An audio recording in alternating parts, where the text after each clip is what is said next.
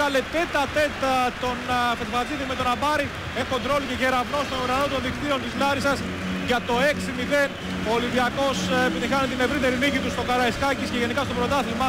Μετά το 6-0 επί της ΑΕΚ πετυχαίνει 6 γκολ επί της Λάρισσας. Αλλά κοιτάξτε, έφτιαξε τον γκολ για τον Φετφατζίδη. Κοντρόλα με το αριστερό, κόβει την μπάλα με το δεξί, έχει μπροστά του τον Βελάσκο.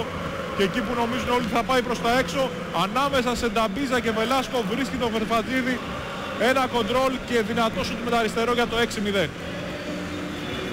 Είχε πολλά ωραία όλη αυτή η φάση. Καταρχάς εδώ ο τρόπος με τον οποίο απελευθερώθηκε ο Μιραλάς, αλλά ήταν ταυτόχρονα και πολύ καλή, σωστή η κίνηση του Φετφατζίδη και ακριβώς στο timing που έπρεπε και κινήθηκε στον ελεύθερο χώρο, έδωσε ύψηλα με το αριστερό και αμέσως έκανε το σουτ, ένα βολέ για να σημειώσει το έκτο γκολ.